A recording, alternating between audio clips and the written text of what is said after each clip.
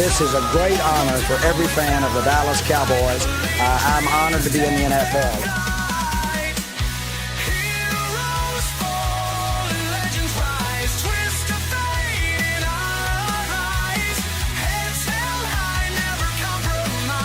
What can I say? Mamba out.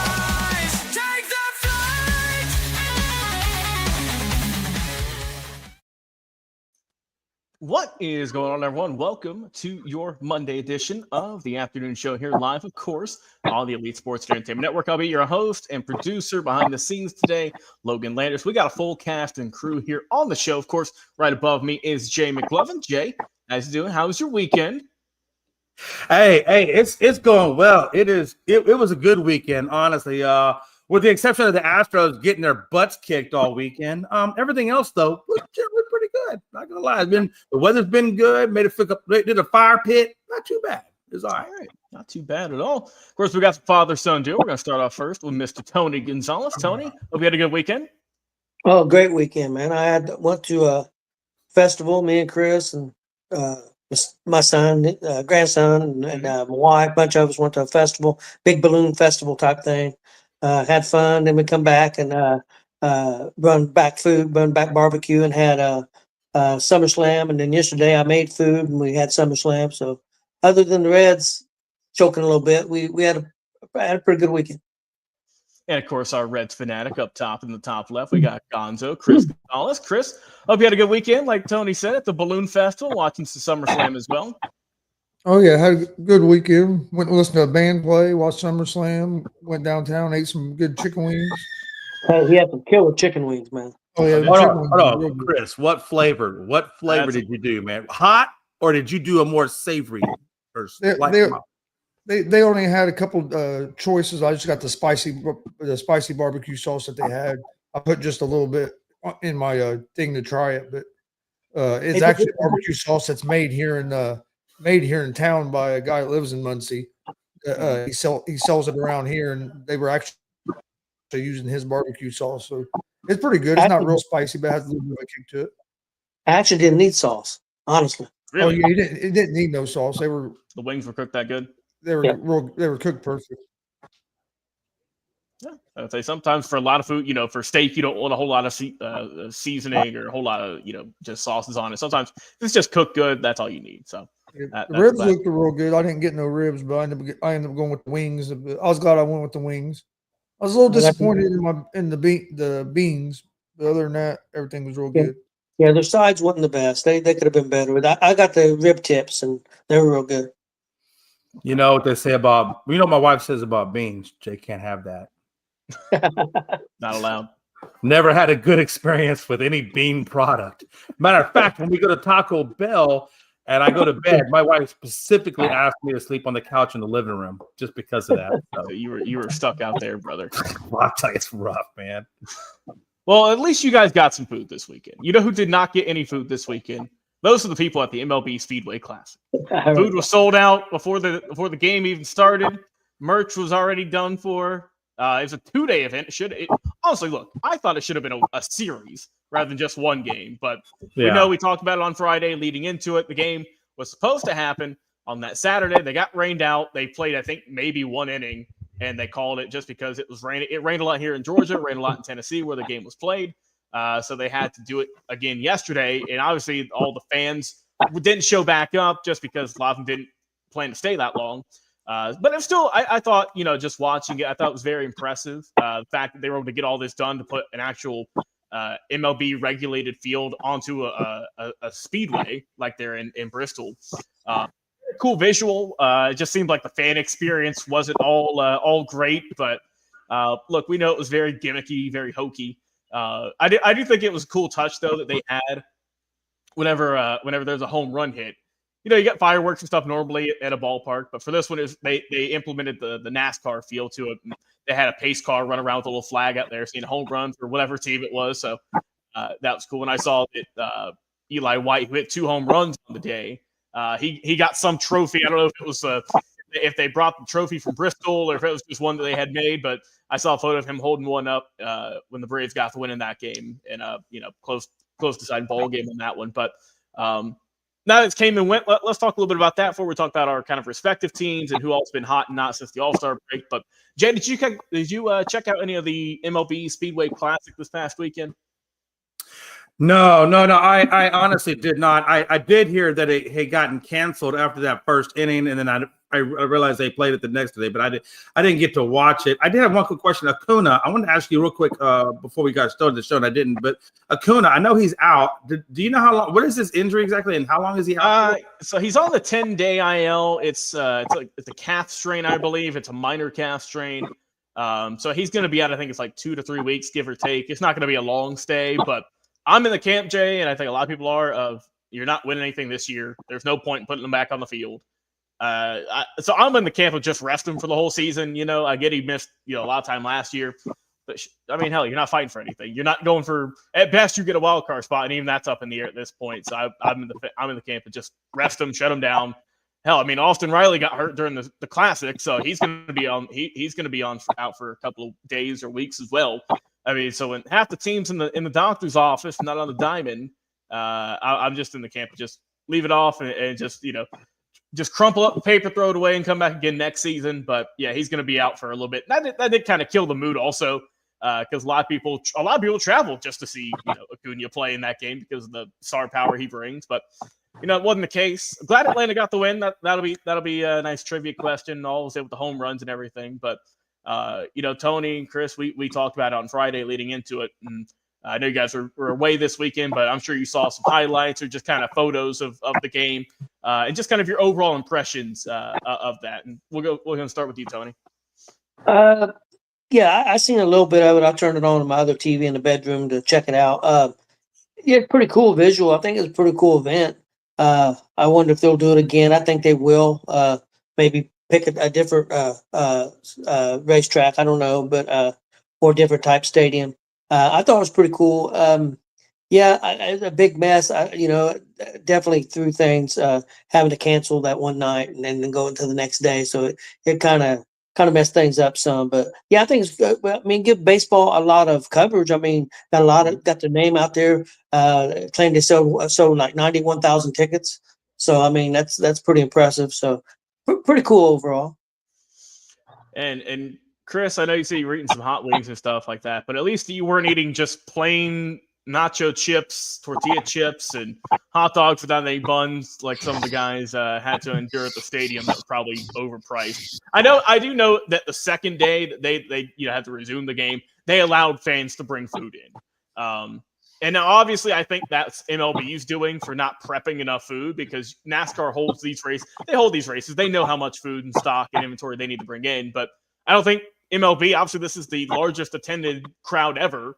And they missed the mark with that, as well as merchandise and everything else. So it was a rough experience fan-wise, but I feel like just visual-wise, just watching from home, I thought it was pretty neat. But just kind of your overall thoughts on the weekend, and I think the Braves won the series overall. Yes. But just kind of the Speedway Classic, more kind of honed in on that one. No, it was the visual was cool. I watched most of the game yesterday. I was out working, and I came back to the house, and I watched basically from about the fourth inning on. Reds got the damn leadoff batter on every goddamn inning, but couldn't get no hits. But then after that, couldn't get another hit to move them over. It was like, I know it was at least 4 innings in a row. The leadoff batter got a hit, and then the next 3 guys would get out. It happened 4th, 5th, 6th, and 7th inning for sure. And I think, if I remember right, I think it happened in the 8th as well. But I know it was crazy. We'd get that leadoff hitter on, and we couldn't do nothing with it. One thing I thought MLB mishandled, besides like you were talking about with the food and stuff, is they should have never started that game Saturday night. After all, you had that 2-hour, 10-minute delay, and it was pouring. No. And then by the time, and if you are going to start it, start the damn thing. The rain stopped. They took the tarp off the field, and they waited 45 fucking minutes before they started the game to let players or let the teams do batting practice again. Fuck that. Give the pitchers time to warm up. Give the pitchers 15, 20 minutes to warm up or whatever, and get the game going. There was no reason to go do a whole nother batting practice and all that stuff. Because then now you start the game 45 minutes later, and 5 minutes into the game, it started pouring. They should have called it right then. They let that field get way too dangerous before they pulled them players off the field. I mean, you could see players trying to run, and they were basically running on water. I mean, because the infield was already huddled up. So I thought MLB mishandled that. They should have got the players off. The umpires, actually. I shouldn't say MLB because that's the umpire's call. But the umpires should have got the players off the field sooner than what they did on Saturday night.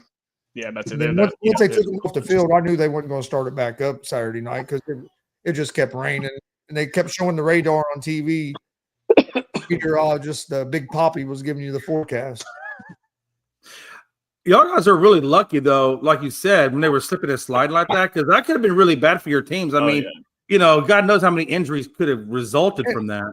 Yeah, and it sucked, too, because, like, the Reds got off to a great start Saturday night. Chase Burns came out pitching good, then boom, we're hitting the ball, score a run, and then they do that, and then now the next day you don't have Burns no more because he done warmed up twice and pitched an inning, and then the Reds had to, because of their bullpen being so taxed because of the last 3 games, they actually had to put a couple guys on down in the minors. Will Benson and Connor Joe both got moved down to the minors yesterday so they could bring up a couple some pitchers for yesterday's game because yesterday was supposed to be the Braves and the Reds day off. They were supposed to have yesterday off. Now they go right into a series tonight against the Cubs. The Reds, I forget who the Braves play. Yeah, they're playing Milwaukee. So like I said, yesterday was supposed to be a travel day because they'd go back to their respective stadiums, and then they, like I said, they get that one travel day, which at least for Atlanta, it's not too far. I don't think it's that far from Cincinnati. Out there from Tennessee, just depending on where y'all play. We're going to Chicago. It's still not too far. A little farther than Cincinnati, but it still ain't that bad. Yeah, it's still not. You're not going out to the West Coast or anything crazy like that. Which thankfully they scheduled that in pretty respective ways for both teams. But the event as a whole, I thought was pretty cool. Like I like the hats and the uniforms, the way they like the numbers on the uniforms and stuff. I like a lot of that stuff. I think MLB went into it more worried about the TV product than they did the people there. And I think that's where they kind of messed up. They were so worried about what the TV product was going to look like and getting all that they didn't prepare well enough for the over 100,000 people that was there. Yeah, I think that's fair. That's fair assessment. And a lot of the fan experience seemed like it was just kind of ho hum. But like I said, watching at home, they said people waited an hour and a half in concession line. And by the time they got there, the food might not have even been there.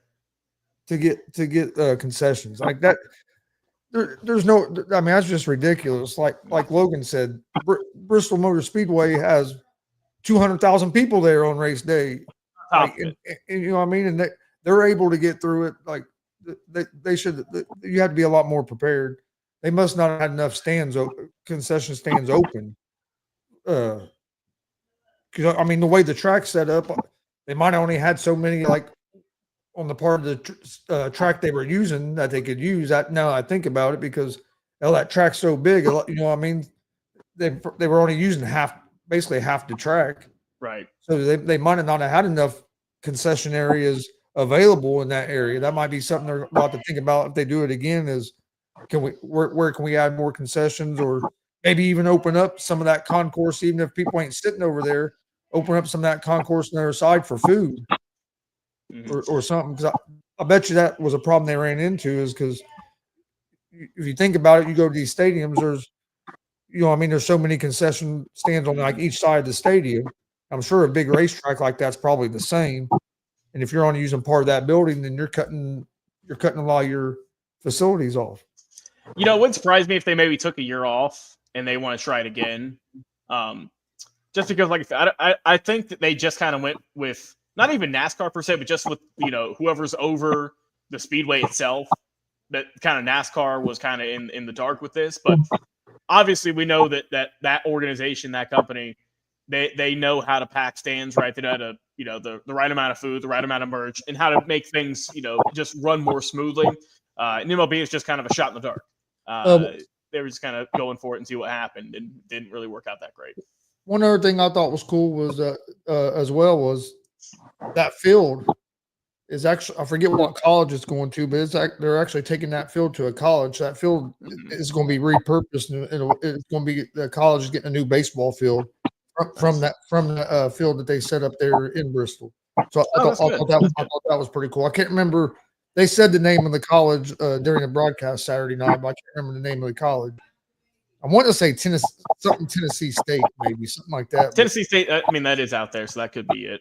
But that very well could be the one. But they're getting a new baseball field out of it, and the field they're getting is going to be a field that was used for major league games. I thought that was pretty cool. Yeah, I'll take that, and we're going to just jump into our next one here. And Jay, we know we missed you on Friday. Trade deadline, everything, all the craziness that happened there. We didn't kind of get your thoughts and initials on it. And Joe asked a question here, and we'll go ahead and just start with you. He said, "Hey Jay, what are your thoughts about the trades that the Astros made over the weekend?" So just, your pickups, you got the deadline and how the team's kind of fared in the last couple of days with all those new guys. And obviously, of course, you have your old buddy, Carlos Correa, who came back home after one of the more lopsided trades I think we kind of figured out this past week in the fact that you gave up an a minor league pitcher who's in just single A, and he's 26. So you're eating a little bit of money, but I mean, you're getting a hell of a good player. So what were just kind of your thoughts on the deadline with Astros? Yeah, first of all, I mean, I thought they got Carlos Correa, very good because, like you said, they didn't really give up anybody to bring him here. It's just about the money, but we all know that there's no salary cap, right? At least right now, there's no salary cap. That it's a moot thing, right? So you basically got him for whatever. I'm good with Carlos. He actually did hit a home run out in Boston. Sanchez has been kind of mediocre. He really hasn't done too much. Really, I think he's got one hit so far out of, I'm going to say it's like 8 or 9 plate appearances. Urias really hasn't even been used because of the fact that Correa's here and Matthews and all them are there. So really, Pena is now back with the team. So Urias has kind of really been kind of put on the back burner for now, for the most part. The additions that we added really, they're okay, right? I mean, they're not elite additions because Carlos right now is still he's batting 262, but I mean, he hasn't been the same Carlos Correa as the Carlos Correa that was here the first go around.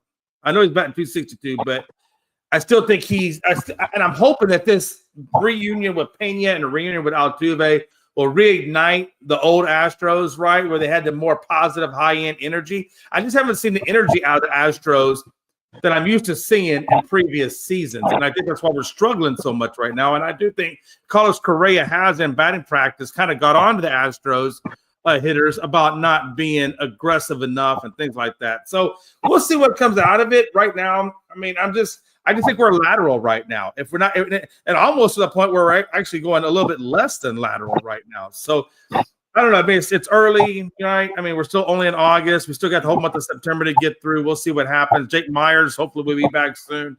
Alvarez, I don't know if he's ever going to get back, so I'm not really counting on him too much.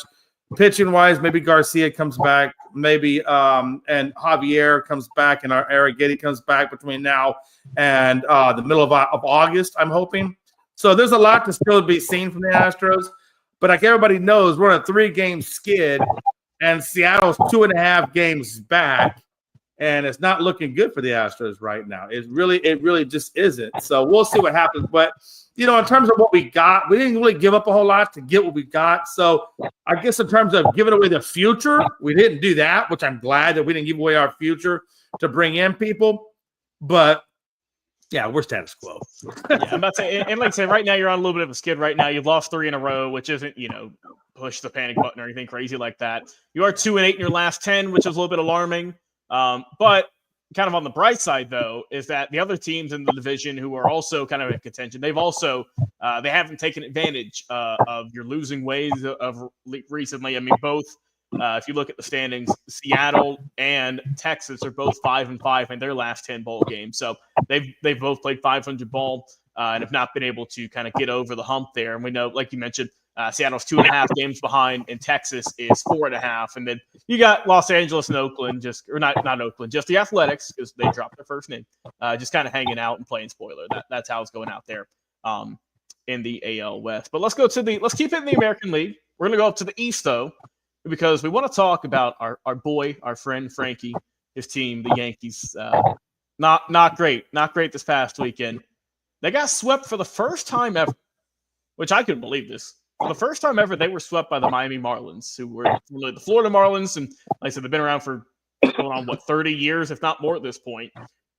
So Miami has been one of the hottest teams since the All-Star break, and they proved it against a formidable team in New York, who's got very good players all around, as we know. But we know they beat them the first game 13-12, then they shut them out 2-0.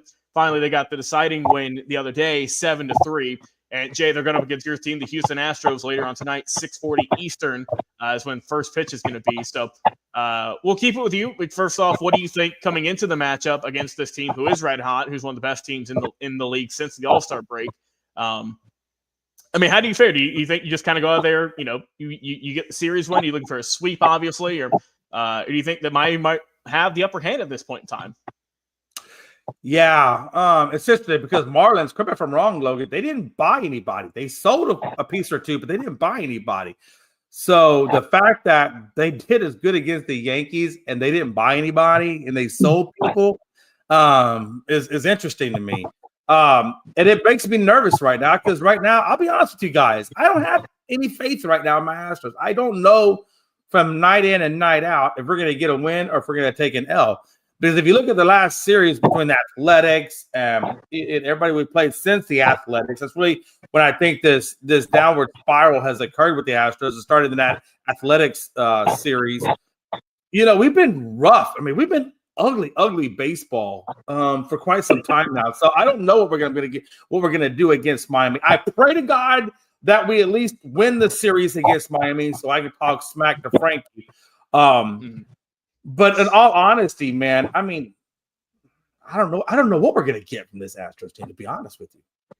Yeah, and you were right. Miami didn't really do much at the trade deadline. The only move they made was they gave up Sanchez, who I believe went to Houston.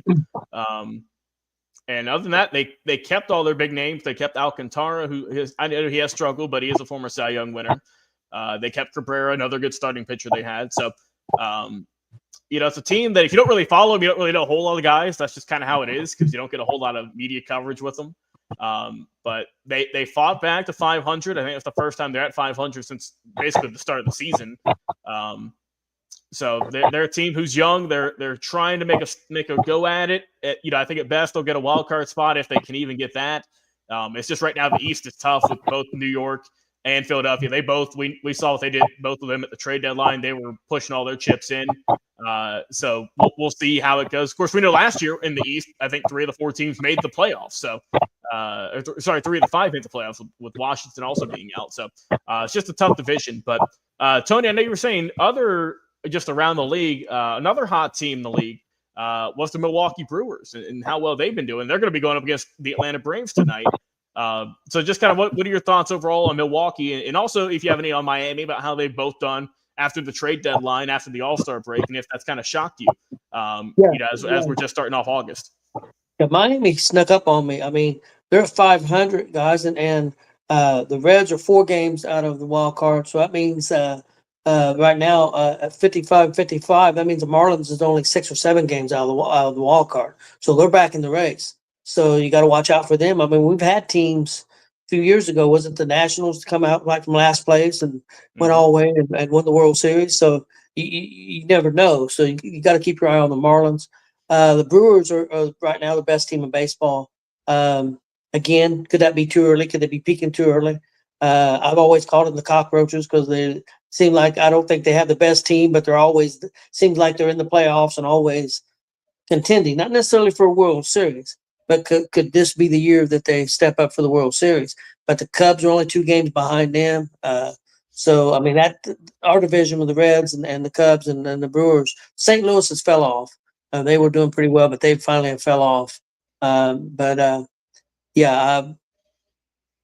going to be interesting. It's going to be an interesting race for that wild card.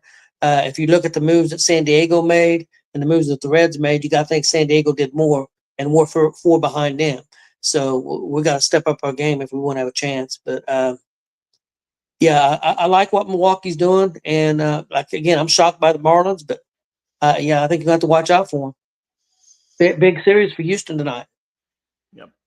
No doubt. And Jay, like I said, this is a good time to get back on track against a team who is hot. So if you can't beat them, hopefully that would, kind of raise the spirits there in Houston and, all the new players you guys picked up in the past couple of weeks. But Chris, let's get your thoughts, man, on the two teams we've mentioned here and just kind of their recent winning ways here in the last couple of weeks. Just are you surprised with that as well, with how well both, Miami as well as Milwaukee have been in their respective divisions? Oh, you're muted, by the way, Chris. Yeah, Miami surprised me some. Well, it surprised me, but also in a way doesn't surprise me a lot, just because I've watched the Marlins play the Reds this year, and when the Marlins are on, they're a tough team, especially when they're hitting the ball. Their offensive lineup can be a tough lineup when them guys get going. So they do kind of remind me of that Nationals team Dad had mentioned. But it also goes back to what I was saying said last week about the trade deadline. Everybody, we all always want our teams to be buyers, and sometimes the best thing for a team to do is nothing. Is stay pat and trust the process that you've been on. That is what you had planned and what you thought was going to happen is going to happen. And the Marlins stayed patient. They didn't pull the trigger on Alcantara and some of them guys. And so far, since the All-Star break and the trade deadline, they've been playing some real good baseball. And then, like you guys have said earlier, you get the Yankees, some of these other teams that made some moves, and them guys got off to a little bit of a rocky start, which that don't worry me either if a guy gets traded somewhere and gets off to a little bit of a rocky start. Hey, it's a new environment. It could take a guy a couple games to get used to his new teammates and stuff. So I don't worry about that too much. The Brewers, if you had asked me this question about 2 months ago, I would have said, yeah, I was surprised. But they've been hot for about 2 months now. It just seems like they just been climbing. They got off to a slow start. And then after that, they chased down the Cubs and have overtook the Cubs. We have a big series night against the Cubs. The Reds do. So this is a big series for us. Not only because we're trying for the wild card, but it's the division games. And I mean, hopefully you can win this series or sweep this series. It's going to put you in better position in your division that we're like 7-8 games back, and it's going to put you in better position with the wild card, assuming if San Diego can lose a couple games, which I know they got beat Saturday night by the Cardinals. Because I watched a little bit of that game. I didn't see what they done yesterday. They must have won yesterday since they were back up to 4 games on us, because it would have only been 3 if they wouldn't have won yesterday. But yeah, I saw the Cardinals. That was actually a crazy game. It was a pretty high-scoring game, the Cardinals and Padres on Saturday night. I watched a little bit. I was actually watching it while I was out listening to a band play. They had it on a TV there, and I was keeping track of it, whether the Cardinals were going to be able to hold on to win or not. Yeah, and we know, we know San Diego. We talked about they were one of the biggest buyers at the deadline. They got how many pieces? It felt like they made deals with half the teams in the league. Which, hey, if you're out there in the West, we know they're going up against LA. It's tough, so you got to push all your chips in. You got to see what you can do to make something happen. So they are definitely going all in, and we'll see. We'll talk about it, obviously as the season moves on, just how we go here. But unless you guys got any other baseball topics you want to talk about, we can move on to. We're gonna go to the gridiron, and we're gonna go back a couple days here. Guys, with me, Tony, and Chris talked about it on Friday when actually it broke. But we did not get our Cowboys fan. We did not get Jay McLovin's reaction, and now we have him here on Monday. So Jay, the floor is yours.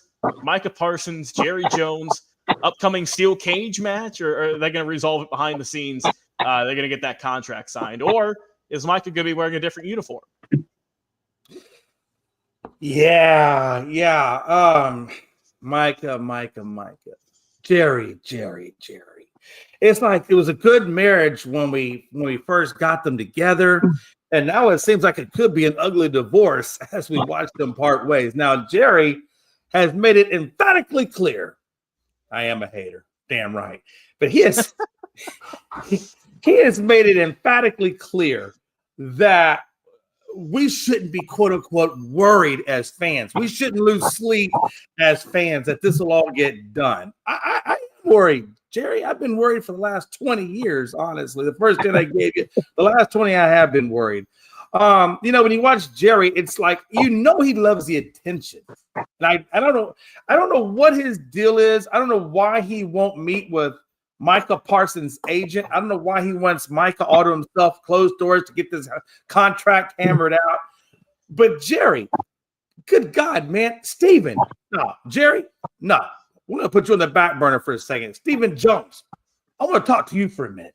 Is it now time to approach Pop and say, Dad, I love you, man, but I don't think you're competent to run the damn team anymore. And I think it's quite clear at training camp when all of the fans are telling you to get Micah Parsons under contract, and you want to tell us not to worry? You want to tell us not to lose sleep? I'm just saying, sometimes, Stephen, the uncomfortable thing is maybe you got to take Dad to court and sue for competency and let's get more competent ownership in there to start making more competent decisions. And I think the first indicator should have been for that is when you could have got Micah Parsons back early on before all the other defensive ends and stuff signed their contracts. You probably, Myles Garrett, for example, you probably could have got Mike at a good price. Probably could have got him at a good price. Now, if you want to get Micah, you're going to have to spend exponentially more. That should be indicator number one. Indicator number two should have been when Micah said, I want my agent present. Bring the man's agent in. Why would you not bring his agent in? You bring the agents in for everybody else. Why would you not bring his agent in? That should be competency number two. And competency number three is when the man demands a trade, rather than ignore him and pretend he doesn't exist and you do your press conference over here and Mike is literally just a few feet away from you, maybe you should, at that point, step in and say, you know what? If he was asking for a trade now, before I lose probably the best defender that's ever been a part of the Cowboys organization and all the credibility that we may even have left over from all the crap that you pulled in the past, maybe you should go to Mike and say, Mike, I'm sorry, man. I know you want to trade. Let's not go that direction. Get your agent in here. Let's hammer out a deal and get it done. Stephen, those are three criteria how you know your dad is incompetent as all hell. And as a Cowboys fan, and I'm going to speak for all the Cowboys people out there that have been, especially the ones at training camp that were yelling at you to sign Micah, get that in court. Take over the control of the team. And let's get back to the glory days. Damn it. Ran over. Okay, well said. Tony, Chris, you've had a couple days to kind of sit on this. Do you think the deal will get done, or do you think he's going to get traded? Tony, we'll go with you.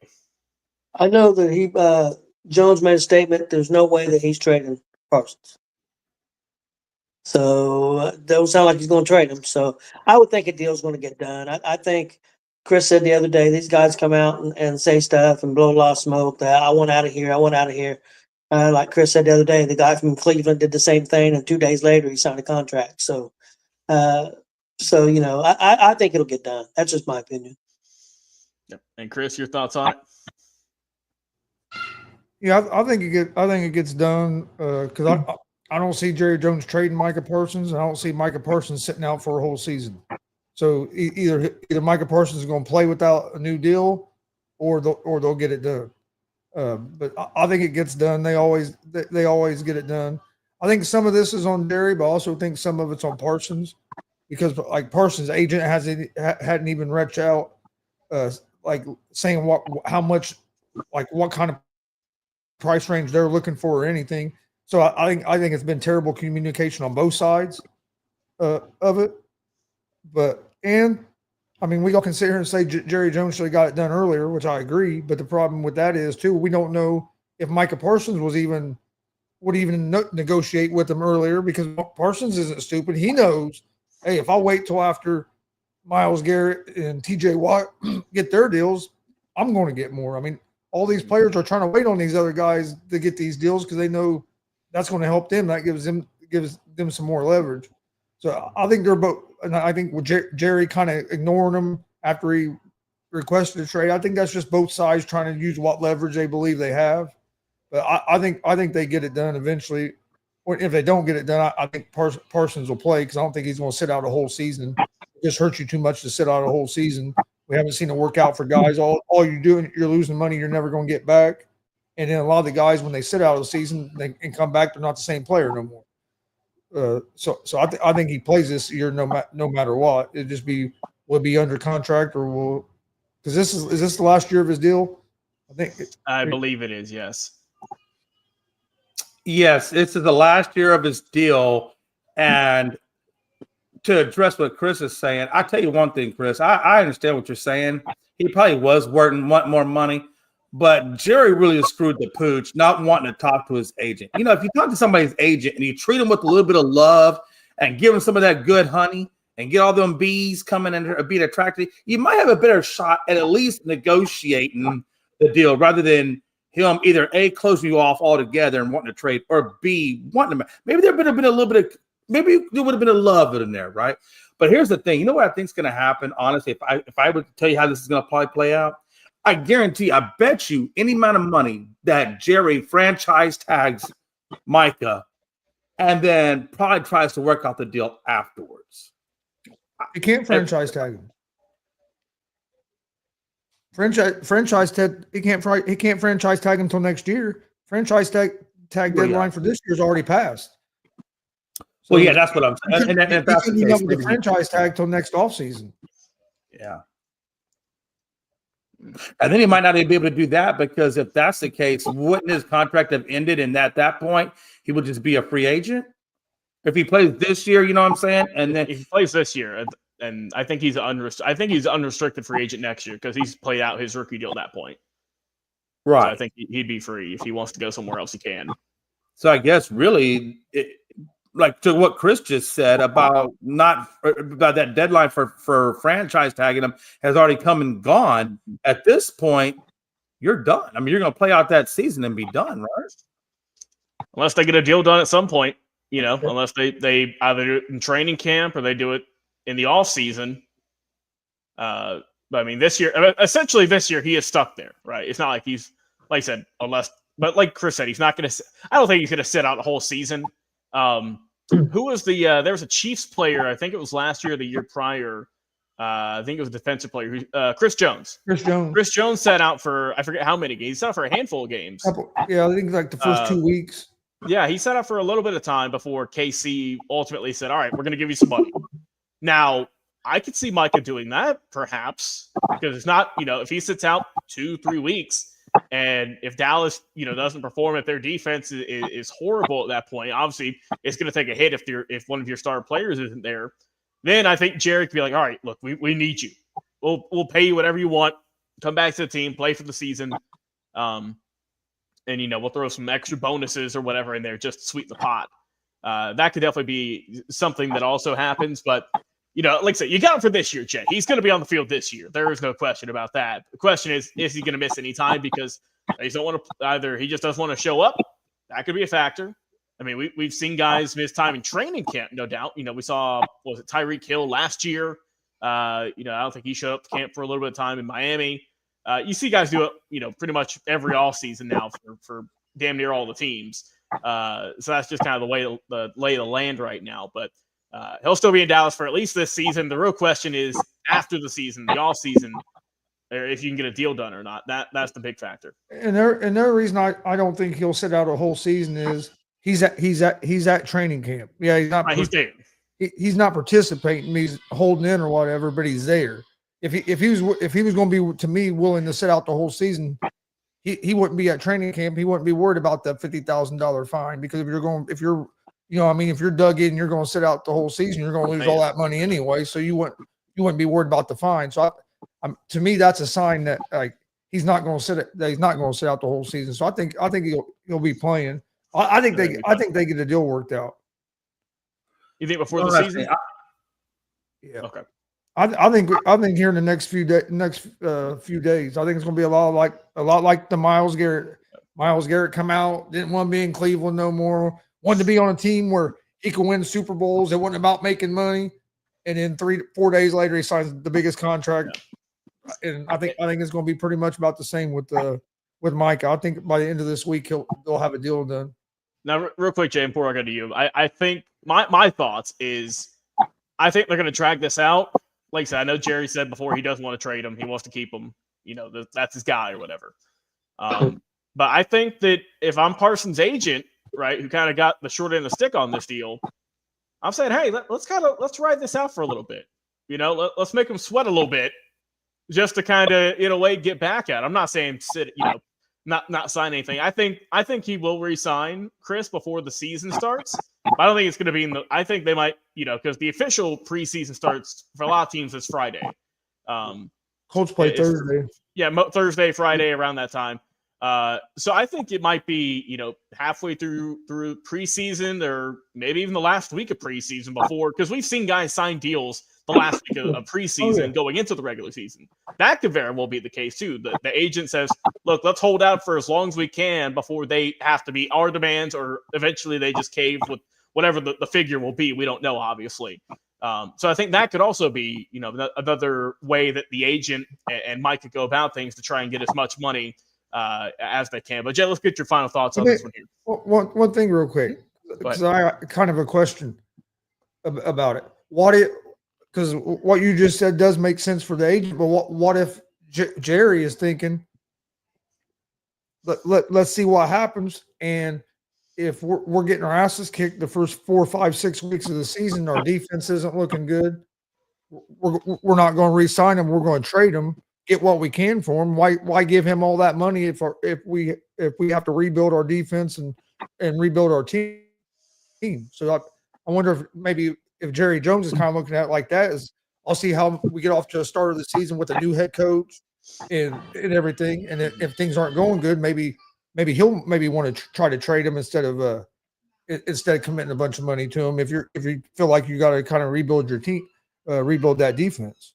Yeah, just kind of playing both sides of it there. I mean, that's, you know, right now they're just at each other's throats right now. It's just, I want to do this. Well, no, I want to do this. And poor Jay is left on the sidelines just saying, why can't we all get along and be friends here? But Jay, let's get your final thoughts on this one. We'll wrap up this topic. Yeah, Jay over here like a damn stepchild that got thrown away like Orphan Annie. That's exactly the way I feel right now. Real quick. I'll make this super quick. I just want to kind of touch on what you guys were talking about. You almost got to think, okay, so Jerry Jones said that he's not trading Micah Parsons. Okay, well, if you're not trading him and you're going to let him play the whole season, then you got to think he's going to re-sign him, because then if you don't sign him before the end of the season, you're going to lose him and you got no trade anyway. So I'm thinking either one or two things is happening. Either Jerry is lying and saying that he's not going to trade him and then trades him, or he's telling the truth. And then if he's telling the truth that he's not going to trade him, then it goes back to what Chris is saying, and that you got to believe, and even you're saying, Logan, is that you got to believe that he gets a deal done and does get him under contract, right? I mean, there's only two ways you can do it. You're either going to sign him or you're going to trade him.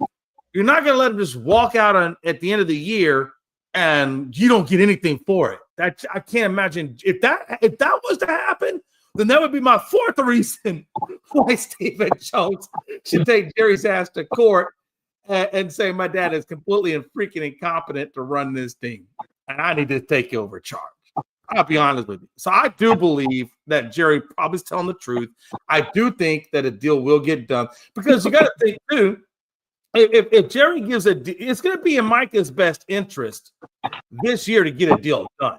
He doesn't want to miss a year, right? But he doesn't want to get paid, because if he gets hurt in the year and he has no contract to fall back on, then he's screwed like that as well.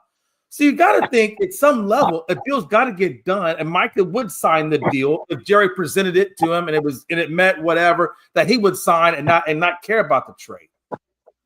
Hey Jay, real quick, the Cowboys can franchise tag Parsons at the during the next offseason. Next offseason. Yeah, he picked up. They picked up their club option or whatever, the $25 million that they'll give him this year, and then at the end of the season, in the off season, if they wouldn't get out a deal, they do have the option to franchise tag him. Okay. So then, if that's the case, then I would go back to my original where I think he gets. If they don't strike something during the early part of this season or by end of training camp, then I think he gets at some point he's going to get franchise tagged for next year. I don't think that Jerry would franchise him a second time, which would then take his contract all the way to 2028. Mm-hmm. I don't think he's going to do it a second time because financially it wouldn't make sense. Because if he gets, correct me if I'm wrong, but if he gets a second franchise tag, then you got to pay him the value of what a quarterback is worth, which is probably somewhere in the neighborhood of $50 million for that year, right? Franchise tag, you pay him it's an average of what the top five like salaries are at that position, and then if the second franchise tag, it goes up a certain percentage of whatever the top five, the average top five salaries is. It goes up another percentage to give the player more, but it don't go up to like a quarterback. It's all about what position.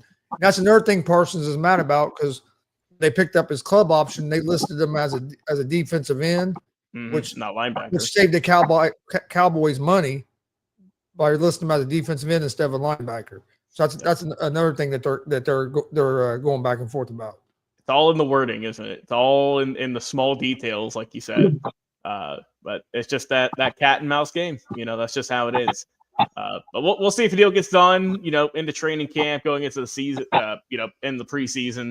Or if JFS just dark cloud over the head of all the Cowboys fans for a whole season, who knows? But real quick, Chris, Tony, we did see some news on the Colts front, some injury news, unfortunately, that Salvon Ahmad, who is a backup running back you guys picked up from the Miami Dolphins this past offseason, he is down for the count. We don't know how long, but just reports are saying it's a severe lower right leg injury, suffered in training camp on Sunday.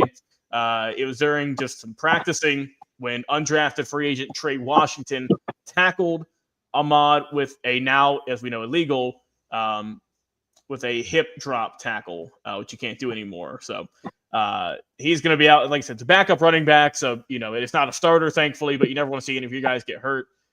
Just kind of initial thoughts whenever you saw this. I mean, obviously, he's not a major player for the club, but still a nice depth piece to have who's going to be out for at this time, we don't know, but it seems like a significant amount of time for this season. Tony, we'll go with you. Yeah, I seen that he got hurt, and it seemed like he's going to be out for a while. There was a former Colt that just got released from the Bengals, running back Moss. So I got a feeling we may be looking at him to bring him back to replace that possibly. So that one's, but I don't know where he was on the depth chart. I don't know if he was second running back or third running back. So that could depend too. Chris might know where he was on the depth chart. I don't know. Chris, we'll go to you. I mean, it sucks to have anybody get hurt. I think he was going to be probably at the highest third on our depth chart because you have Tyler Goodson that ran the ball pretty good for us last year. That I think is probably going to be the number 2 option. And then you got DJ Giddens that'll get some carries. So, I mean, Ahmad was going to be a decent part. I wouldn't be surprised if, like Dad said, if they don't pick up Zach Moss to add to the depth. But I mean, like I said, it sucks to see a guy get hurt. But at least it wasn't our top, Jonathan Taylor or even Goodson. But like, I mean, if it was Jonathan Taylor, it'd been devastating. Could have been devastating for our team. I mean, that's arguably our best offensive player. So, but I mean, you hate to see a young guy get hurt, especially a guy you just picked up. Yeah. But hopefully he won't be out too long. Like I said, we don't know the extent of the injury, so hopefully he won't miss a lot. But with Goodson, and then I figure that they might try to bring it. They also have Khalil Herbert on the team too that can run be a backup running back as well. So I mean, they have some options at running back, but I wouldn't be surprised if they don't bring Moss back because Moss was loved here and he was real productive when he was here with the Colts. A couple of years ago when Jonathan Taylor was sitting out over his contract. Moss was one of the hottest running backs in the league that year. He did great for my fantasy team, if I remember right. So I think you're right with that one. But we saw here Joe say, he said, Jared Jones is so cheap, he might list Parsons as a kicker to save money. No, he could. I wouldn't put it past him. He said, hey, I saw you kicking in training camp. We're going to list you over there. We're going to do that for you. But Jay, I mean, you have any thoughts on this injury here on the Colts front? Just, you never want to see a guy get hurt. And like I said, it's unfortunate now. Undrafted free agent who made the tackle, that probably isn't going to help his looks at getting on the team. Just doing like I said, it was an illegal hip drop tackle, which you can't do anymore. So you never want to see that. But let's just get your quick thoughts on that. And then I've got some breaking news on the basketball front we'll get to. So go ahead, Jay. Oh, you're muted. Hit the mic. There we go. Go ahead. It's bad in your own life and you mute yourself so you don't say something stupid. No. Hey, it's unfortunate, man. It's unfortunate that he got a leg injury. My hopes and prayers is that it won't be nothing significant enough that to end a career or destroy a career. Hopefully, it's something he can bounce back from and then continue mission where he left off. That's my hope, my prayer for that. But that hip drop, man, I'm really surprised. The head coach, I believe Steichen, came out and I think he said that it wasn't an intentional thing, that he feels bad about doing it, this, that, and the other. But I mean, is it? I mean, and I'm not saying he is, but in my mind, I'm thinking, well, you gotta, if you do a hip drop, unless his feet came out from underneath him accidentally, that's kind of an intentional tackle. So I don't know. I don't get that. But at the end of the day, it's not for me to get. We'll see if he comes back. I pray that he is able to pick up where he left off at some point. For sure. All right, well, guys, some basketball news that just broke during the show, and that is the San Antonio Spurs and their point guard, De'Aaron Fox, have agreed to a 4-year, $229 million maximum contract extension. And wouldn't you guess who's the agent for De'Aaron Fox? Rich Paul.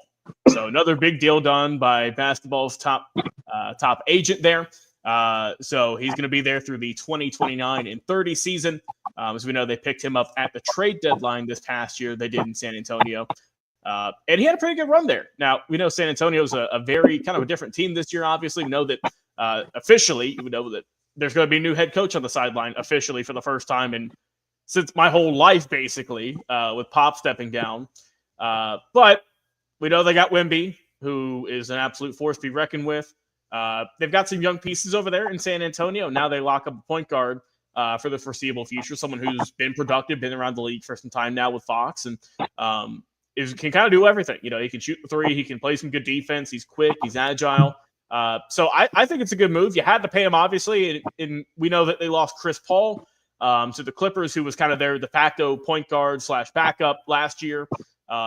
So you hope that, whatever they taught, whatever Chris taught him in the half a season, that he can carry over. You can help out San Antonio, who they have good players, as we said, but as a team, they have struggled in recent years. So let's just do our initial thoughts on this one. And we're going to start with you, Chris. Just De'Aaron Fox getting a deal done, 4 more seasons with San Antonio.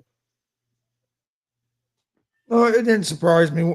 Once they traded for him, you knew that they were going to sign him to a deal because they weren't going to trade for him and just have him for the rest of the year. So I knew they were going to get some kind of extension done with him. And he's a good player. And San Antonio is a team that I feel like is on their way of coming back up. They still might be probably a year, I'd say a season or two away before they're probably a legitimate playoff contender. But with Wembanyama and now with Fox, and who knows, there's still been rumors that Giannis is going to end up in San Antonio at some point. So I mean, if they were able to pick up somebody else, I mean, they got some young players over there. So I think they're about a season away. But here in a couple of years, I look for San Antonio to be making some noise. Yeah. So Tony, he's going to be there for the whole time. There is no player option on this deal, so he's there for 4 years flat. That's in the deal as well.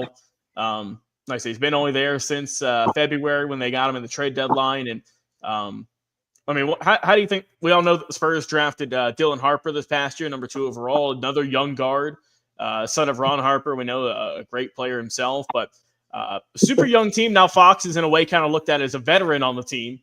even though he's only been in the league for less than 10 years, I'm sure.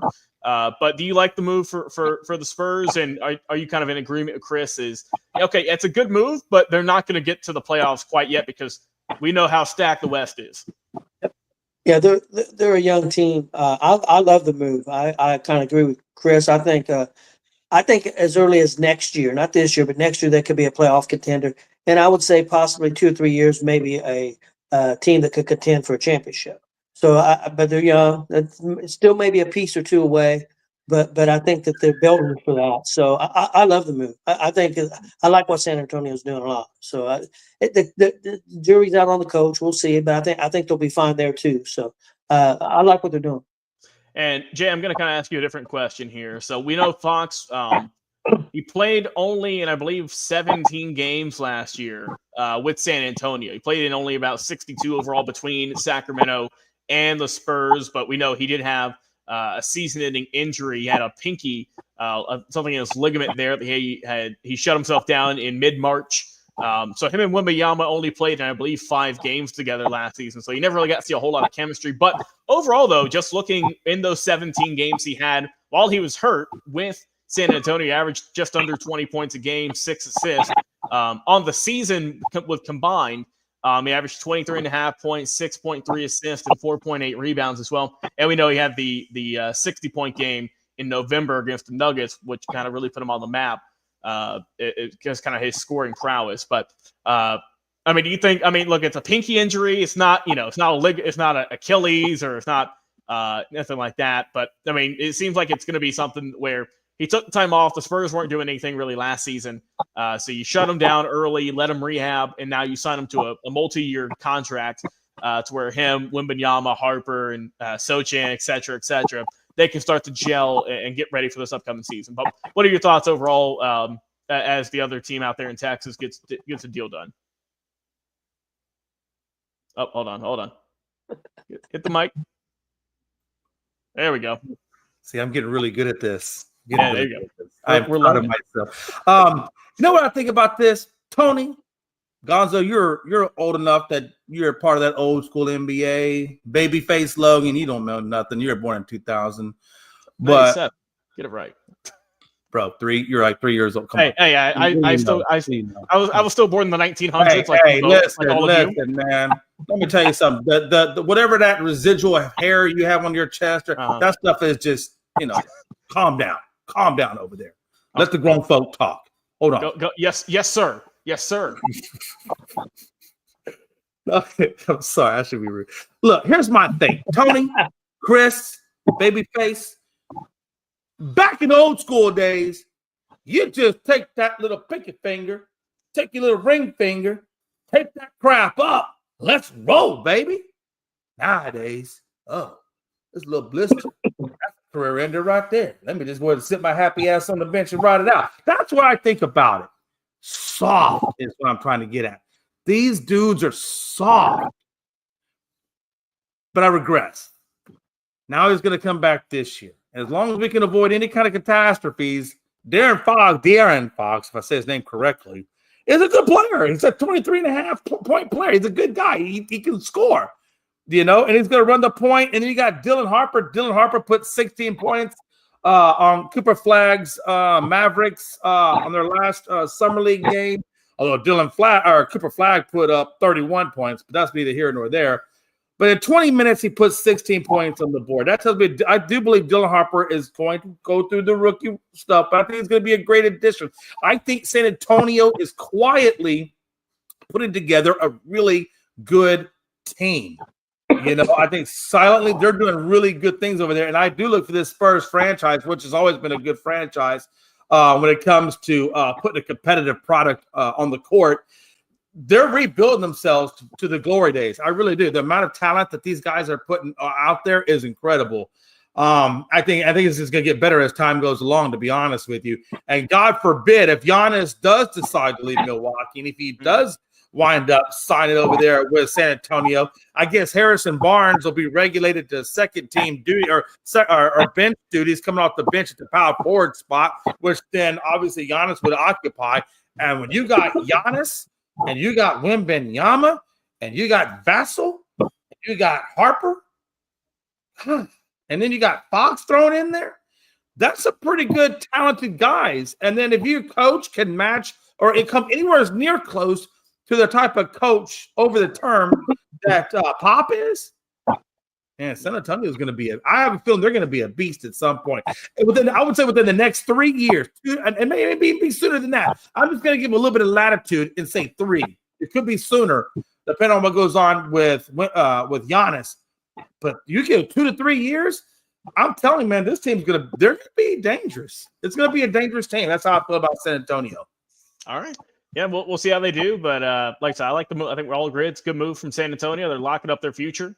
And we'll see what other moves they make, subsequent moves between next coming off seasons and the draft and everything, and how everyone meshes together. But we're going to go back in time. We're going to go back to the weekend, talk some wrestling here to end the show before we get things out the way on this Monday episode. But we're going to talk about SummerSlam, biggest block party of the summer, as we know, for wrestling, for WWE. We're going to talk night 1. We're going to discuss that, and then we're going to go into night 2 and just give our thoughts overall. So I'm going to read the results here. Night 1, so that way, Jay, I know you weren't able to watch it, so I'll give you some the results here, just kind of a quick rundown. So Roman Reigns and Jey Uso, they defeated Braun Breaker and Bronson Reed. Followed up, we have some new women's tag team champions, Alexa Bliss and Charlotte Flair. Get the straps. They beat Raquel Rodriguez and Roxanne Perez. Next is the women's title match, women's championship match. Tiffany Stratton beat Jade Cargill. Also in that, Sami Zayn defeated Karrion Kross. For the World Heavyweight Championship, Punk defeated Gunther. And as we know at the end there, we have a new champion as Seth Rollins cashed in.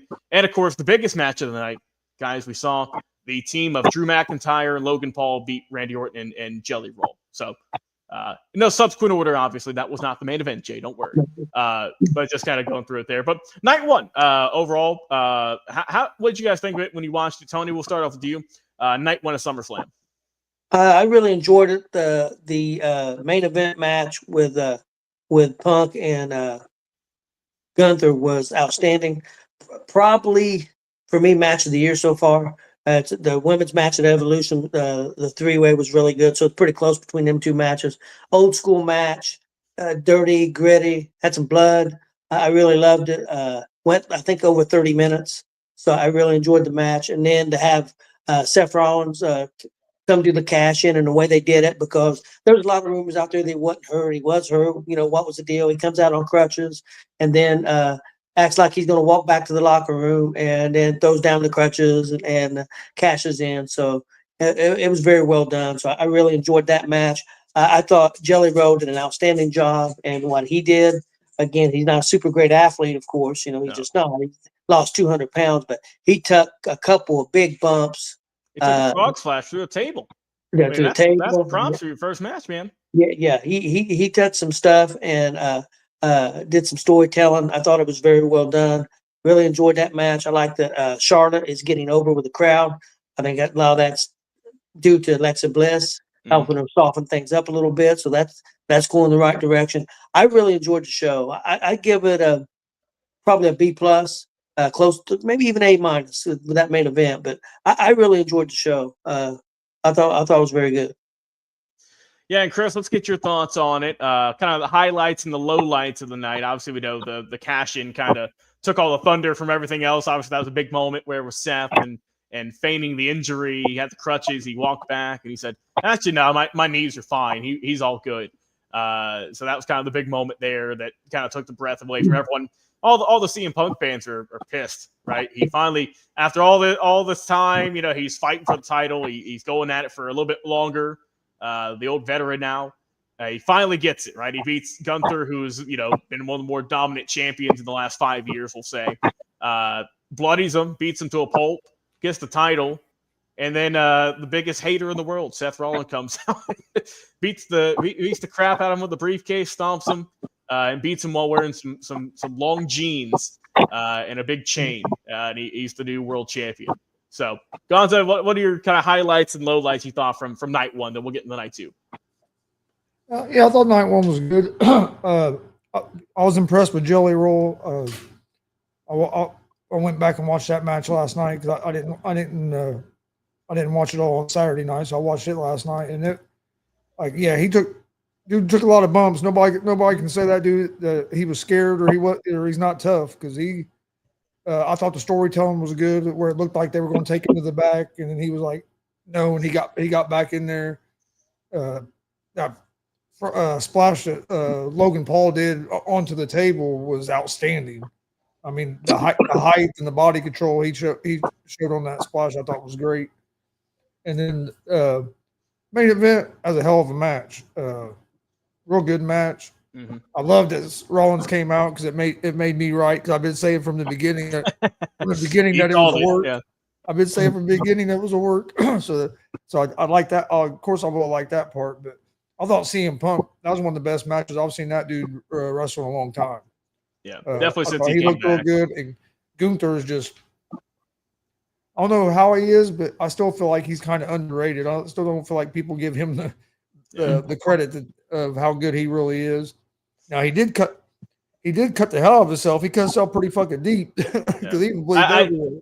Yeah, I did see that I think he's been dealing with like a nose injury. So I think, he's going to take a little bit of time off to get that back. And also, sometimes it's good to take a little bit of time off. You can get, because I don't know what other kind of program he could get into at this time. So get a little bit, get recoup, rest a little bit, and come back in a couple of months or whatnot and see what you can get done. Obviously they're going to keep him in a top, upper, he's going to be upper mid card at his lowest, right, for the time being, just because that's how good of a worker and everything he is. So, but like I said, we're the company's stacked with talent right now, and I will say, normally when you get the celebrity involvement, right, especially in a match, 9 times out of 10 they're going to win. That's just how the formula is. That you get the nice shot at the end of them raising the hands. Yeah, we got it. Looks good on the news the next day, but. Nice to see the heels getting the win in that one, but like I said, that was a kind of a surprising one there. But we're gonna go with the night 2 there. Give the results for this. So, Women's World Championship got the win. Naomi, she defeated Io Sky and Rhea Ripley in a triple threat match. Followed with that was the TLC match for the Tag Team Championships. Retaining were the White Six of Dexter Lumis and Joe Gacy. They beat Andrade and Rey Fenix, Gargano and Ciampa, Axiom and Nathan Frazier, the Motor City Machine Guns, and also the Street Profits. Once again, TLC match for that one. Women's IC title match, no DQ. Becky Lynch beat Lyra Valkyria. For the U.S. title in a steel cage, Solo Sikoa beat Jacob Fatu. The IC title, Dominic Mysterio beat AJ Styles. And finally, your main event, Undisputed Championship, Street Fight. Cody Rhodes beat John Cena, new champion. And, of course, we saw the return of Brock Lesnar at the end, who has not been seen in many, many years in the WWE. Came out, long hair, still jacked as ever. And we saw that John Cena looks to be a good guy once again, looks to be a baby face. Came back with the music, towel, T-shirts, smiley-go-lucky. And now he gets, it feels like he's fighting all the ghosts of his past, right? Because he faced the future and kind of with Cody, right? The kind of next guy up. Now he gets to go up against Brock Lesnar, who they had, countless fights over the years. I mean, really, both those guys came up together through OVW, early SmackDown. And they had those handful of matches in, the early to mid 2010s. Now they're going, one more go at it because Brock's not going to be around for a whole lot longer. It feels like either. So that's kind of the you had both nights on surprises. Night 1. Rollins wins the championship, and night 2, Cody wins championship, also big. But you get Brock Lesnar coming back, and you get John Cena's next feud as he's got, I think, 4 months left throughout his final year of his tour. So, Chris, we'll start with you on this one here. Night 2, what were your initial reactions? I enjoyed it. Women's triple threat match was real good. I thought it got off to a little bit of at the beginning, I thought it was a little rocky at the beginning when it first, but then after that, it picked up and it was real good. Loved the main event. Of course, like that, it was Lesnar that came back. Nobody was expecting that it was going to be Lesnar. Everybody thought The Rock would probably come out if anybody did and interfere or something. So being Lesnar and them to be able to keep it secret like that is always good. But no, I enjoyed it. Cage match was disappointing in my opinion. It was just kind of there. Mm-hmm. I didn't think they used the cage enough. I thought it was a little short.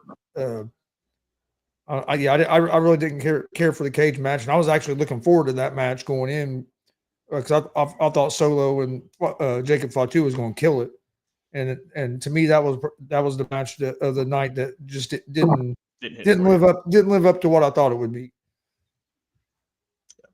And Antonio, let's get your thoughts here. Obviously, we had a lot of stipulations really throughout both nights, but I feel like night 2 pretty heavy. You got the steel cage match, street fight, TLC match, so on and so forth. But just, what did you think watching night 2? Real quick, talking about the stipulations. I think that's what hurt the cage match. They had so many stipulations. Yeah. You had a 6-match card on that night, and 5 of them were stipulation matches. And the first 4 matches were stipulation match. Then you had one that wasn't. Then you went to the Cody match, which was a stipulation. So I think you're trying to do different things, just like in the no DQ match with the ladies. They tried to come up with some new different stuff. Do the hand ties. Originally the hand ties wouldn't honor, and she had to put her hands back in and would get an honor. Things like that happen. People were bitching about that. Well, what's she supposed to do? People will she put her hands back in. What's she supposed to do? You've got a 6 or 7 minutes planned with her hands to be tied. If she don't put her hands back in, what are you going to do? It's going to throw everything off. So it's just some little things in that match. They've had better matches. They've had better matches on TV than that match, and that wasn't horrible. But I think they overbooked it and tried to do too much. The cage match, that was basically set up so Fatu could jump off, do a backflip off the cage. Yeah. After the match was over, it was to get the pop. And I'm not really big on that. I thought the show was really good. The thing that freaked me out, not freaked me out, but really surprised me, because it didn't seem like that match was that long. That Cena match was 37 minutes long. Yeah. And it sure didn't seem like it was that, but it was 37 minutes. And for Cena to wrestle a 37-minute match at this time in his career, I thought it was a really good match. I thought it was very well done. I know Cena was telling Cody after the match, he said, "That's all I got." He said, "That's the best. That's the best I can do. That's all I got. That's all I've got." The first match was really good. The ladies' match, I thought it was good. I give this show about the same as the other one, probably around that B+, A-. I really enjoyed it. Brock Lesnar coming back was a shock. Anybody that says they had that on their bingo card is full of crap. That came out of nowhere. But I know after the show they interviewed Triple H, and Triple H said the reason that Brock Lesnar is back is because John Cena wanted him back. Said the whole tour is about John Cena, whatever he wants, and he wanted Brock back. Like I said, want to play the greatest hits, and that's what they're doing. I did read today that Lesnar got cleared from the people that own WWE, what's called TKO, got cleared to come back 4 weeks ago. Okay. So evidently, law-wise, they feel like it's good for him to come back. Again, he's never been officially charged with anything. His name was just in a deposition and a claim against Vince McMahon. So they felt comfortable with him coming back. I know there's people on the internet, man, were going crazy last night. There's 2 or 3 podcasts that I watched after the show, and people were throwing a fit. And I had some issues with it, because not with Lesnar coming back. You're innocent to proven guilty, and he's not been charged with anything. So people are going crazy, in my opinion, not over nothing. I mean, I know this lady was mistreated in some ways, I'm sure, but she also is going for money. So she's not going for criminal charges. She's going for money. And she was paid a lot of money before from Vince, and she had a job there with Vince, that she had an office, and she didn't do anything. So who knows what the case was? Only a handful of people, Vince and her, knows what happened in that relationship. So, I mean, honestly. And the other thing is, all these people complaining about the WWE and TKO. They don't care about women. They don't care about nobody. But these same people are going on their podcasts and talking about Brock Lesnar, the evil Brock Lesnar. Well, if you feel so bad about it, quit talking about it. But they're not going to do that, because they're trying to get likes. They're trying to get engagement so they can make money. And so, I mean, practice what you preach. If WWE shouldn't have anything to do with them, then you shouldn't have do anything with it. That's my issue. It kind of bummed me out a little bit. Again, I'm not even a huge Lesnar fan. I mean, I like seeing him come back. I think because the original, when they made him where he couldn't wrestle, he was supposed to have a WrestleMania match against Gunther, and a lot of people are pointing that you may get that eventually, maybe even at WrestleMania. Now, since he's back. But I thought it was real entertaining. They did over 53,000 the first night, did 60,000 the second night. So over I think it was over 111,000 total. So it was a big weekend there in New Jersey. So I'm sure a lot of people in that area made a lot of money. I know WWE made a lot of money, of course, and TKO. So I enjoyed the shows. Yeah, and Jay, I know you had a couple questions. I'll bring it over to you, and you can ask Chris and Tony whatever you got on your mind. Go ahead, man. Yeah, just real quick. I have one question for Chris and one question I think for Tony. Question for Chris was, do you think? Okay, so now that Cody Rhodes is the champion, do you think? And obviously, this is the second time around that he got that champion when John Cena took it away from him. Do you think now that he has it now, do you think he'll keep it as long as what Roman Reigns kept it, or do you think it'll be a shorter stint? I think it'll be shorter. I don't think there's anybody in the company right now that's going to keep the title as long as Roman did. You don't see that happen very often anymore. Back in the day, you used to see guys have the title for long runs like that, but in the modern era, you really don't see it. Guys have it as long as Roman did. So yeah, I would lean toward it that it's going to be a shorter title run. Than being something like what Roman did. Okay. And my question for you, Tony, is I saw somewhere, and I really do need to get back more into wrestling. Melanie wants to watch wrestling now, so I guess we're gonna start watching the wrestling. I heard something where Cody Rhodes was now going to be a heel, or they're turning him into a heel. Is that actually true? Are they turning Cody Rhodes into a heel instead of being kind of the good guy that he started out was? I don't think so. There were some talks about it. I don't think the time is right now. He's still just selling too much merchandise. He's the face of the company, and he wants to be the face of the company.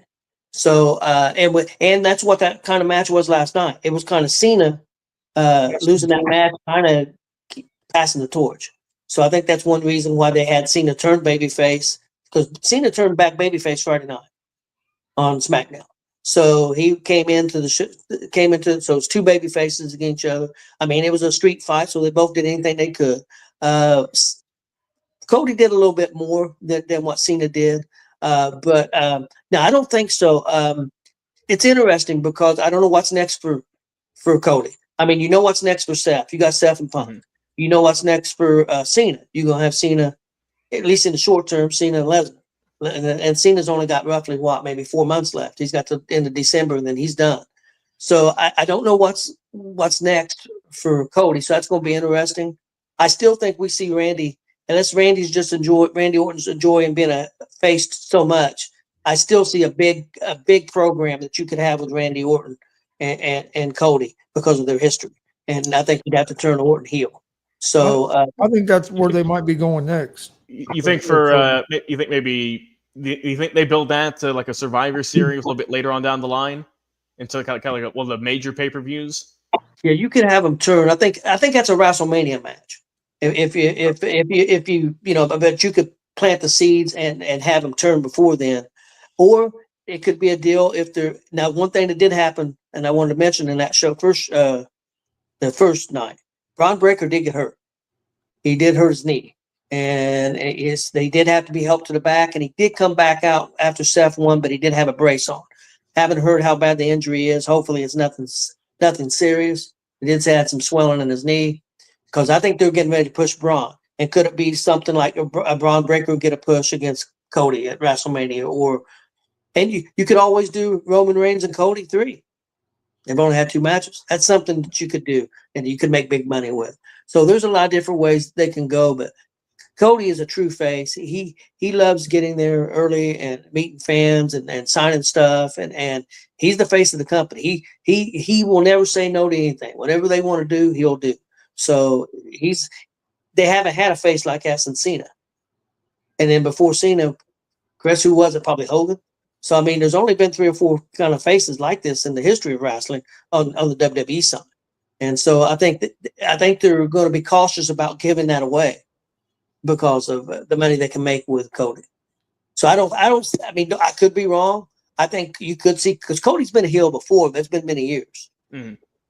Matter of fact, most of the time in his early career, he was a heel for the most part. Yeah, before he left, Yeah. for the most of that first run, there was some sprinkled in, but for the majority of that first run before he left, he was primarily a heel. And I mean, he was good, but he wasn't, to the level he's at now. Yeah, I mean, he thought he was, and Triple H said, "No, you're not at that level." And now he is.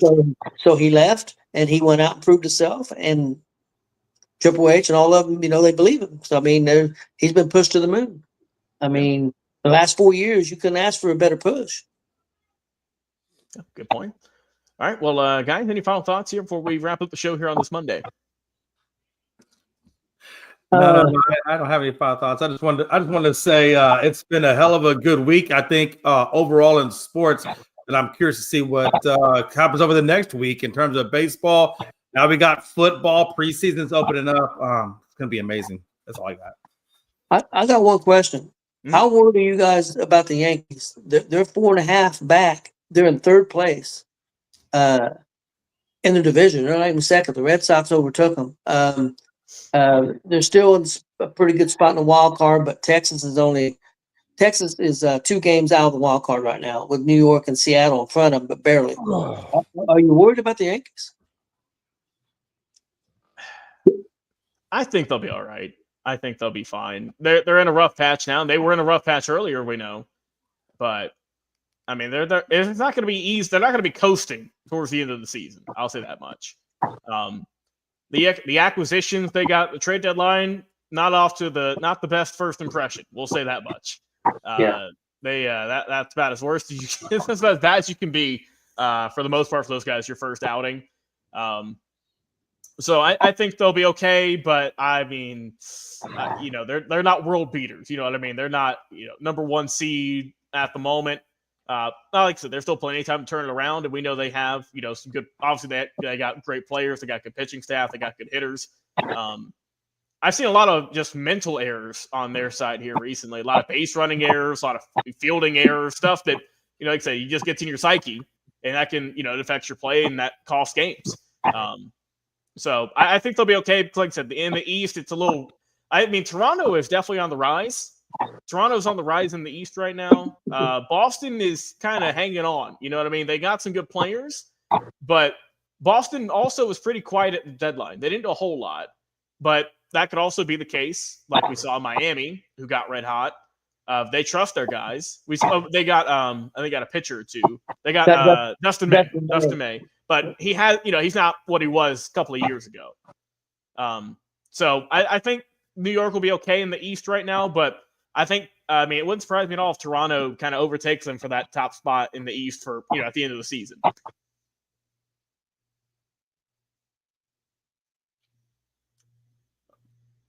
just want to say one quick thing. My issue with the Yankees is the weakness or the soft spot on the Yankees is really their pitching. They're starting rotation. They've lost some key guys. I know Frankie said Luis Gil, I think, is supposed to make his spot back in the rotation. So we'll see what that helps them or how that helps them out. But that bullpen is really the meat and potatoes of where this team is going to go. And so I'm really looking forward to the next, I would say 3 to 4 weeks to see what this bullpen is going to look like. Because if it continues to look anything like what we just saw in this Marlins series, then I believe the Yankees are done. I don't think they're going to have. I mean, they'll make the playoffs maybe as a wild card, but maybe they don't. It just depends. But I really believe that bullpen and how they come together in the next 3 to 4 weeks is going to be the telltale sign. But if you ask me right now, it's not looking good on that pitching side for that team, and I really think that's their Achilles heel is that bullpen still. We'll see what happens. We'll see. Obviously, we're in the dog days of August now, boys. Our teams, if you're in contention, good luck. I'll be watching you guys from the outside the lines here, on the outside looking in. So, guys, hope all you guys have prosperous rest of the seasons. And for me, Austin Riley's on the IL now, so that's another one taking a trip to the doctors here in Atlanta. So, that'll be great. Before we wrap up today, guys, just some news. for the foreseeable future, we are going to be moving the time of the afternoon show. I'm going to be moving it back. So what we are is, as you know, normally we start at 2 o'clock Eastern, starting really tomorrow and going on until question marks all around. We are going to be starting at 3:10 Eastern Standard Time, which is going to be 2:10 Central Standard Time. So we're going to be moving back an hour. Just some stuff going on. So we're going to be moving back 1 hour. We're going to have an official, post and everything about it again tomorrow. But just want to get it out here today. For those who are checking out, we're going to be on an hour later for the foreseeable future. That's just how it's going to be. And like I said, we appreciate that, and for all of y'all for sticking along with us here throughout all of that. We'll see some more great content. Me and Jay coming up in about 20 minutes. We got a great interview on the Whiskey Hour with the very talented Celeste Wilson that's coming up there, top of the hour. So that's going to be a great get there. For Tony, Chris Gonzalez, guys, thank you so much for hanging out today. Always a pleasure. Jay McLovin, glad to have you back on the program, being gone for a little bit. I'll be your host and producer, Logan Landers. Guys, enjoy the rest of your Monday, and we'll see you again tomorrow. Once again, new start time, 3:10 Eastern Standard Time, 2:10 Central. So we'll see you again tomorrow on the Elite Sports Entertainment Network. This has been the Afternoon Show.